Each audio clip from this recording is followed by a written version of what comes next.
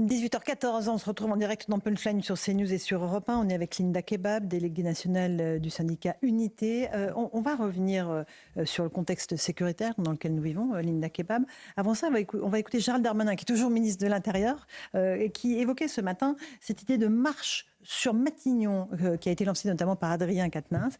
Pour Gérald Darmanin, il s'agit de sédition. Écoutez-le. C'est factuel, incontestablement. Une marche sur Matignon. Il y a des gens qui ont marché dans les années précédentes, ce n'étaient pas des partis démocratiques. Voilà. Donc quand ils marchaient en Italie, lorsqu'ils marchaient en France, dans les siècles qui nous ont précédés, Jean-Luc Mélenchon est trop fin historien, fait trop de références culturelles et historiques pour ne pas voir ce qu'il dit et ce qu'il fait. Il met dans notre pays le gène, me semble-t-il, de la division. Et ça, c'est un gène extrêmement difficile. Un gène difficile. Il y a un risque de violence qui est toujours présent pour vous, Linda Kebab, qui a été en partie évité, mais pas tant que ça dimanche soir, mais qui est latent en permanence.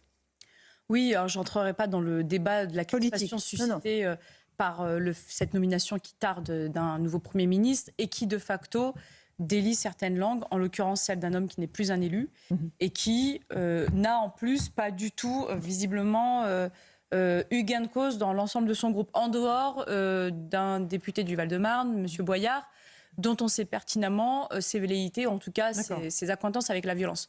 Donc oui, évidemment, enfin, le parallèle peut paraître un peu particulier, mais c'est vrai que quand on voit cette parole d'un point de vue sécuritaire, et notamment de sécurité publique, on a presque le sentiment d'un appel à marcher sur le Capitole. Ça peut paraître caricatural, mais c'est un petit peu ça. En tout cas, on va vous dire oui, mais c'était un tweet et puis c'était juste une question. Enfin, c'est comme ça, c'est qu'on déplace un peu la fenêtre d'Overton. Et c'est vrai que cet appel est totalement irresponsable d'un point de vue sécuritaire. Et surtout, quand on sait que dimanche soir, il y a eu des violences à l'issue du scrutin, des violences pour célébrer l'issue électorale, des violences contre les forces de l'ordre, contre les policiers, contre des CRS. À Nantes, un CRS de la 82 a été brûlé au deuxième degré. Par le jet d'un cocktail Molotov très puissant. Il y a des images, de la rédaction Sud-Ouest qui actuellement tourne sur les réseaux, sur Internet, et on voit clairement l'usage d'une bombe contre les policiers.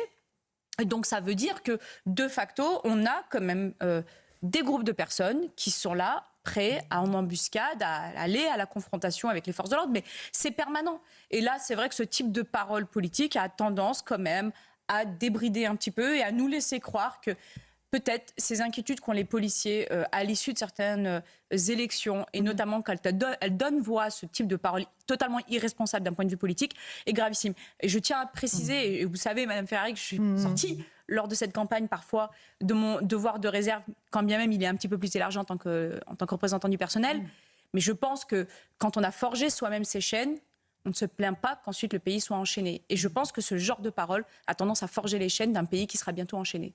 Et là, cette violence qui s'est déchaînée, qui a été présente dimanche soir, c'est rien à voir avec le résultat des élections. Ça aurait été un autre résultat, c'était la même chose. Il y aurait eu de la violence contre les forces de l'ordre. Oui, parce que ce sont des gens qui fondamentalement ont fait des forces de l'ordre leur cible. D'ailleurs, on l'a vu pendant cette campagne. C'est-à-dire que même à l'écart de tout débat politique, les forces de l'ordre ont été un sujet politique pour certains, qui les ont ciblés, qui ont fait des policiers aussi des cibles de fake news, qui ont amené parfois le vote par la haine contre les forces de l'ordre, en jouant sur finalement l'illégitimité de l'usage de la force des policiers, notamment dans certains territoires de la République. Et donc, de facto, on savait pertinemment que dimanche soir, ça allait bouger. Le service de renseignement nous avait fait remonter les informations selon lesquelles, en fonction de l'issue du scrutin, il pouvait y avoir évidemment des violences, notamment contestataires. Il s'avère que même quand le résultat est plutôt partagé, eh bien les violences sont là. Comme quoi, au final, il n'y a pas de politique, c'est juste la recherche du chaos, de la dégradation, de la destruction. Et alors oui, il y a une velléité politique, libertaire, antifasciste, anarchiste, mais en tout cas anti-force de l'ordre, fondamentalement. Et venir nous dire que derrière, non, en fait, on est juste en train de chercher à faire de la police une police meilleure, plus proche, bienveillante, qu'on va désarmer, mais pas vraiment désarmer, parce qu'on sait que finalement les policiers sont les premiers intervenants, donc finalement on revient sur notre parole. Non, en fait, tout ça c'est bidon. En réalité, quelle que soit l'issue, les policiers restent des cibles. Absolument. Quand Hugo Bernalicis, de la France Insoumise, dit c'est factuel, la police tue. Qu'est-ce que vous dites, vous, Linda Kebab ? Alors en fait, c'est factuel. La police a la délégation de l'usage de la force. C'est notre principe républicain. Et de facto, malheureusement, l'usage létal peut être aussi un aboutissement dans le cadre de la légitime défense. Oui, la police a tué des terroristes. Oui, on a tous en tête les images de ce dramatique prise d'otage terroriste islamiste de l'Hypercacher, où on voit les images de policiers qui tuent. On sait tous que des policiers, oui, lorsqu'ils doivent sauver, c'est le cas, vous savez, il y a quelques semaines, dans le 93, de policiers qui, pour sauver une femme qui allait être victime d'un féminicide d'un homme, de son ex-conjoint, qui s'est présenté à son domicile avec une arme à feu, ont dû tirer pour sauver la vie de cette femme. Donc oui, ils tuent pour sauver la vie des innocents. Et si cela, il ne le comprend pas en tant qu'ancien agent du ministère de l'Intérieur, parce que je rappelle que M. Bernalicis est un ancien attaché du ministère de l'Intérieur, eh bien, je pense qu'il a bien fait de quitter le ministère de l'Intérieur parce qu'il n'a pas compris en fait le sens même de notre mission. Le travail de la police, c'est pas un travail beau à voir. On est confronté à la misère sociale, à la justiciabilité permanente, à l'hostilité permanente, à tout ce que la société peut faire de mal et de mauvais à l'égard des femmes, des hommes, des personnes âgées, des enfants, des animaux, à l'égard de tous. Et malheureusement, parfois, cet usage de la force, cette délégation que nous avons au nom de la République, eh bien, peut parfois amener à tuer pour sauver des vies. Et ça, vous savez, c'est un peu comme les phrases tronquées. Oui, la police tue pour sauver des vies, mais celles de vies innocentes. Geoffroy Lejeune. Moi, je suis 100% d'accord avec ce que vient de dire Linda, même si je vous trouve très poli avec ces gens qui vous insultent du matin au soir et qui sont dans la provocation. Mais ça, c'est bien, c'est votre devoir de réserve, comme vous disiez.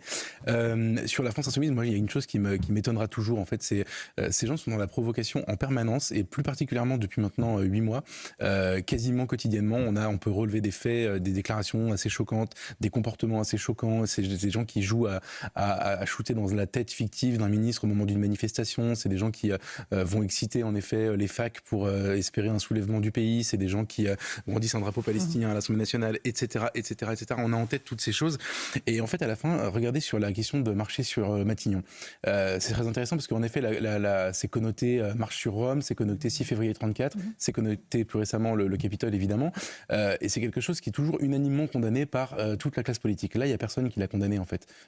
Alors certes, il n'est plus député, mais il était quand même député il y a 2 semaines, enfin 3 semaines, et il est membre de leur groupe. C'est un personnage important de leur famille politique, et il n'y en a pas un qui est sommé de s'expliquer. Je le dis parce que c'est sur tous les sujets, c'est-à-dire que dès qu'il y a des dérapages, Raphaël Arnaud par exemple, ils sont tous en soutien de... Alors ça, c'est le candidat du Vaucluse qui a été élu et qui a une fiche S. Et quand il a été candidat, ça a choqué pas mal de monde qu'il ait des fiches S, ils ont tous été en soutien. En fait, ils n'ont absolument aucun problème à justifier l'injustifiable tant que c'est pour plaider la cause.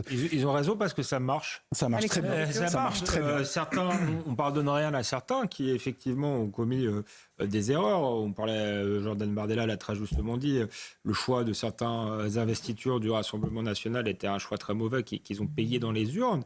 Mais médiatiquement, il y a un 2 poids 2 mesures. On est dans un 2 poids 2 mesures à géométrie variable. C'est-à-dire la gauche peut tout se permettre. Jean-Luc Mélenchon, quelques jours avant le second tour, peut dire un vote RN, enfin un policier mort, c'est un vote RN en moins. Non, c'est pas lui qui l'a dit. Non. C'est pas lui qui l'a dit. Lui a dit qu'on avait le droit d'en rigoler. Attendez, il y a 2 choses différentes. Il y a une pancarte dans une manif qui dit un flic qui meurt. Non, mais on est précis et on est rigoureux. Un flic qui meurt, c'est un vote RN en moins. Ça, c'est une pancarte que l'on voit s'afficher. Et ça, c'est pour nos téléspectateurs et nos auditeurs. Et puis, autre chose, à propos du fait que, effectivement, il y avait. C'était quoi il a dit on a le droit d'en rigoler. On a le droit d'en rigoler. On a bien le droit d'en rigoler. En disant, on a bien le droit. Sur cette pancarte-là. Vous imaginez un homme politique du Rassemblement national ou même de droite faire une manifestation avec ce type de slogan? On en aurait pour 15 jours d'indignation. En revanche, ce qui est du fait de Jean-Luc Mélenchon, c'est d'avoir investi Philippe Poutou comme candidat pour ces élections. Philippe Poutou, qui, lorsque un commissariat a été visé par des tirs de mortier, parlait de jolis feux d'artifice, qui appelle à désarmer la police. Ça, c'est un choix politique véritablement de Jean-Luc Mélenchon qui en dit long. Vous voyez là, le NFP, les craintes de la police, oui, il y a de quoi avoir des craintes. Rappelons que d'une phrase, ces gens qui veulent marcher sur Matignon aujourd'hui ont été souvent, en tout cas c'est arrivé, élus grâce aux voix de la majorité présidentielle qui a demandé à ce qu'on fasse barrage républicain. Oui, mais dans l'imaginaire, c'est comme ça, parce qu'ils ont gagné une forme de combat culturel. La gauche, quelle qu'elle soit, est le camp du bien. Et la droite, c'est le mal, c'est le fascisme. D'ailleurs, ça n'est pas que la France insoumise, parce qu'on fait une espèce de frontière entre la France insoumise et les socialistes, les communistes et les Verts qu'on considère comme parfaitement... Mais regardez, Marine Tondelier, elle avait aussi invité Médine. Marine Tondelier, elle a aussi justifié la violence à Sainte-Soline. Elle justifie la désobéissance civile. Elle n'est pas la seule à le faire dans des endroits où la vie de gendarmes ou de policiers était en danger. Donc il n'y a pas que la France insoumise qui est sur cette position-là. Regardez sur le fameux morceau de rap, le No Passaran, qui est d'une violence extrême contre la police, contre les représentants du Rassemblement national. Même chose, cette gauche-là. Et c'est bien pour ça qu'Édouard Philippe, on parlait d'Édouard Philippe tout à l'heure, son problème, c'est pas de dîner avec Marine Le Pen. Son problème, c'est d'appeler à voter contre Marine Le Pen pour des communistes. Mais c'est-à-dire qu'il remet une pièce dans la machine à domination idéologique de la gauche. C'est ça que voient un certain nombre d'électeurs de droite. Ils n'en peuvent plus de cette domination idéologique depuis 40 ans, depuis 50 ans. On leur explique qu'ils sont tous un ramassis de fachos quand les autres seraient forcément l'incarnation du bien, du beau et du vrai. Eh ben, il y a des gens de droite, une espèce de droite castrée qui entretient cette castration de la droite en justement remettant à chaque fois une pièce dans la machine parce qu'ils leur donnent le point. Ils pouvaient très bien taper sur le RN autant qu'ils voulaient, ça n'aurait pas beaucoup dérangé un certain nombre d'électeurs de droite, mais pas appeler à voter communiste et encore moins appeler à voter LFI. Chloé Morin. Il n'a pas appelé à voter LFI. Non, lui non. Lui non, mais il a appelé à voter communiste. Mais d'autres l'ont fait. Juste parler Chloé Morin, s'il vous plaît. Le candidat Horizon, plusieurs candidats Horizon l'ont fait, ce qui montre d'ailleurs qu'il n'a pas d'autorité sur son propre parti. Oui, pour le coup, moi, je trouve sa position très claire. Et d'ailleurs, il s'en est pris un peu plein la figure quand il a renvoyé dos à dos le RN et LFI. Donc là-dessus, je trouve qu'il est quand même assez cohérent. Mais encore une fois, Chloé Morin, vous faites la distinction entre LFI et le reste. Jean-Sébastien l'a rappelé, dans le reste de la gauche, il y a vraiment des cas problématiques. Du reste, la position du Parti communiste, par exemple, sur le Hamas, sur la question israélo-palestinienne, même quelqu'un comme Fabien Roussel, qui a souvent l'image d'un républicain, vous vous souvenez, à l'Assemblée nationale, il avait voté une proposition de loi expliquant que l'État d'Israël était un État d'apartheid. Donc il y a des ambiguïtés qui dépassent largement, je dirais, le LFI. C'est un peu l'arbre qui cache la forêt. Linda Kebab, sur ce droit à rigoler qu'évoque Jean-Luc Mélenchon à propos de la pancarte, un flic qui meurt, un vote RN en moins, vous évoque quoi? Enfin, on est scandalisé. On a réagi très rapidement. En fait, l'hypocrisie du propos, parce que évidemment derrière, comme d'habitude, ils ont tenté d'amoindrir la gravité de ce qu'il avait fait. C'est que pour n'importe quel autre sujet pour lequel il aurait eu une velléité électorale, il aurait pris un ton grave, sérieux, en disant on ne peut pas en rire, c'est gravissime. Et là, parce que c'est des policiers, quand même ensuite il peut tenter de se rattraper aux branches, il débute son propos par cette phrase qui est inacceptable et qui donne le ton. C'est-à-dire en gros, on a le droit d'en rigoler. Non, d'accord, non, pas sur les morts. Mais jamais il aurait fait ça sur d'autres sujets si ça n'avait pas concerné les policiers. Et c'est ça, finalement, cette forme d'hypocrisie que nous, on ressent comme évidemment une injure, notamment de la part d'un homme qui est quand même arrivé 3e à la dernière élection présidentielle, qui a été député et qui, tout au long de son mandat, nous a démontré, en tout cas par son activité, son actualité politique, que, en fait, on était un petit peu sa cible. On est choqués parce que, finalement, le propos qu'il tient, il va tout simplement dans le sens de ce qu'on a décrit il y a quelques minutes et ce qui s'est passé dimanche soir, notamment à Nantes, mais dans d'autres villes de France. C'est-à-dire que, après tout, les violences contre les forces de l'ordre, contre les policiers, les gendarmes, etc., bon, c'est pas bien, mais c'est pas si grave que ça. Ouais. On peut aussi même faire de l'humour noir dessus. Et de facto, je vous le dis sincèrement, Madame Faraille, mais je pense que... Je ne sais pas, mais à l'heure actuelle, alors qu'on a eu affaire à quand même des paroles extrêmement fortes dans l'entre-deux tours, etc., comment est-ce qu'on arrive encore à avoir des élus politiques qui appellent à une sorte de crainte de voir arriver une certaine majorité absolue et en même temps de faire le jeu et de pousser. En fait, c'est un repoussoir. C'est-à-dire que vous ne condamnez pas les violences contre les forces de l'ordre alors que 75% des Français accordent leur confiance aux forces de l'ordre. Clairement, vous êtes un repoussoir. Et ensuite, faire des cris de personnes choquées à l'issue d'un premier tour, alors qu'en réalité, je vous le dis encore, je me répète, ils forgent les chaînes, ils sont responsables du fait qu'ils soient un repoussoir, ils sont responsables du fait qu'ils ont, oui, en effet, là où il y a une hyper-urbanisation, des densités des quartiers, c'est facile, on va aller chercher un vote, c'est facile. Mais en réalité, derrière, moi je vous le dis très sincèrement, quand les policiers nous disent en fait on nous traite de fachos parce qu'a priori, d'après le CEVIPOF, il y aurait un vote plutôt à droite des policiers. Enfin, même le policier, je vous le dis très sincèrement, je sors encore de mon devoir de réserve, même le policier le plus à gauche ne peut pas voter pour lui et pour ses sbires. Parce que c'est un repoussoir. Et tant qu'ils ne l'auront pas compris, en fait, il y a deux choses. Soit ils l'ont pas compris et ils sont bêtes et j'ai du mal à y croire. Soit clairement, en fait, c'est de l'électoralisme pur. Et c'est ça le plus important. On ne peut pas, à la fin, se dire oui, on est choqué de l'issue électorale, alors qu'on a soi-même été responsable de la situation politique du pays. Entre autres, évidemment, ils sont pas en responsabilité. Mais on est responsable aussi du fait d'être un repoussoir. Et il y a une autre dimension aussi, je pense, ça n'est pas que de l'électoralisme de la part de la France Insoumise. Quand ils disent la police tue, ça n'est pas que pour aller chercher ce qu'ils imaginent être les voix des quartiers. C'est aussi discréditer une institution républicaine dans un projet révolutionnaire. C'est-à-dire que c'est acclimater les esprits au fait que la police serait illégitime, par exemple face à une marche sur Matignon, si elle était amenée à protéger les institutions républicaines en faisant usage, par exemple, de la force. Et donc, par avance, ils ont discrédité cette institution-là en disant ils tuent parce que ce sont des fascistes. Ils ne tuent pas parce qu'ils défendent la République. Ils tuent parce que ce seraient, plus exactement, des fascistes. Et c'est ça que fait Jean-Luc Mélenchon. La police tue, il s'en moque éperdument, vous savez, des gens des quartiers. Hein. Il les prend comme un marchepied, comme un paillasson pour arriver au pouvoir. Il s'en fout d'eux. Bon, alors on va écouter juste Gérald Darmanin, qui était notre invité ce matin, et à qui, évidemment, ça n'a pas échappé, et qui, comme toujours, vole au secours des policiers. Écoutez-le. Voilà, il pense que les policiers tuent. Il y a des manifestations dans lesquelles participent les dirigeants de la France Insoumise où on dit « suicidez-vous aux policiers qui les protègent ». Pour autant, ils veulent désarmer la police, supprimer la BAC. Bon, voilà, et la Sainte-Soline, dans une semaine, malheureusement, nous recommençons.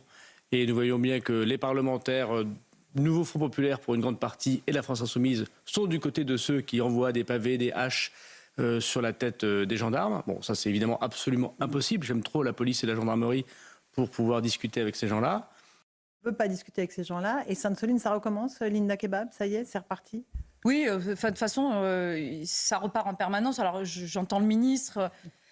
Je me permets de dire une chose. Aujourd'hui, en ce moment, les policiers ont le sentiment d'être dans une administration, une sorte de canard sans tête. En fait, Ils ont l'impression qu'il n'y a plus de ministre. En fait, on a un ministre, mais qui était en campagne. Et là, il vient d'être élu député. On sait pertinemment que...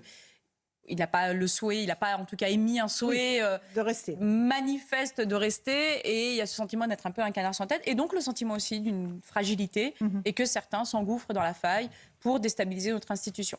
À cette heure, c'est le sentiment interne au sein de la police nationale. Alors, on fait le job. Les jobs sont en préparation. Les jobs, c'est les Jeux Olympiques. Pardon. Non, mais les Jeux Olympiques et Paralympiques. Vous avez constaté, pour ceux qui sont dans les grandes villes, et notamment à Paris, qu'il y a de plus en plus de policiers sur la voie publique. C'est-à-dire que les administrations continuent à tourner.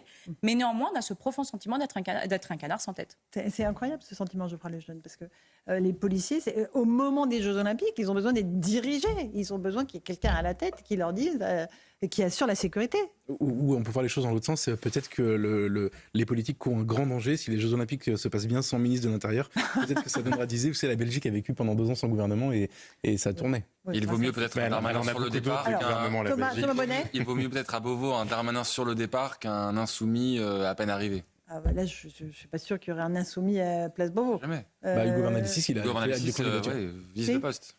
Alexandre Devecchio, sur le problème sécuritaire, un petit mot peut-être ? C'est un problème sécuritaire systémique qu'on a depuis des années. Alors c'est vrai que là, il y a le cas particulier des Jeux Olympiques. Je pense que c'est aussi une des raisons pour lesquelles Gabriel Attal est toujours en poste au gouvernement. C'est parce qu'il va falloir gérer ce moment-là. Espérons qu'il le gère bien. Après, le problème de l'insécurité française restera, que les Jeux Olympiques se passent bien ou pas. Et voilà, on espère que Gérald Darmanin sera quand même concentré sur cet événement-là et qu'il n'a pas déjà complètement. Vous pensez qu'il sera là pour les Jeux Olympiques, vous ? Moi, je ne suis pas sûr. Chloé ? Non. Morin ? Je pense que ce serait souhaitable, pour le coup, d'attendre septembre pour nommer un gouvernement. De toute manière, on a bien vu que personne ne voulait y aller. Avec la pression que va mettre la gauche ? Les tractations sont... Ils vont être censurés. On voit déjà que la gauche hurle du fait qu'Emmanuel Macron n'ait pas encore désigné un Premier ministre. Donc je ne vois pas comment on passe les JO avec le même gouvernement. Mais si on veut être positif, ce matin, Anne Hidalgo disait que Gérald Darmanin avait fait du très bon boulot et que tout se passerait très bien. Donc on peut... le dispositif de sécurité était prêt. Vous êtes confiante, Linda Kebab, avec tous vos collègues qui n'ont pas de vacances, qui vont bosser tout l'été ? Vous savez, il y a énormément de facteurs qui ne dépendront pas seulement de la préparation. Il y a malheureusement les impondérables, il y a le risque terroriste, évidemment, il y a l'accident possible. En réalité, tout est pensé. On a pris exemple sur des villes, des modèles européens, je pense notamment à Londres, qui nous ont permis quand même, alors même si on n'a pas eu l'intelligence, on va dire, peut-être stratégique de Londres, mais on est bien préparé. Pour le moment, ça semble bien arriver. Le souci, c'est pas tant de savoir si ça va bien se passer, c'est de savoir si on veut que ça se passe bien. Et je me permets peut-être un peu de patriotisme. Je suis assez éplorée d'entendre certaines personnes qui se prétendent patriotes et espérer que les Jeux Olympiques se passent mal au motif de régler ses comptes avec le président ou le gouvernement actuel. Les Jeux Olympiques, ce n'est pas les Jeux Olympiques de M. Macron, ce n'est pas les Jeux Olympiques d'un gouvernement, c'est les Jeux Olympiques de la France, inscription dans l'histoire. Je pense que quand on se prétend patriote, on doit vouloir la réussite absolue pour les Jeux Olympiques.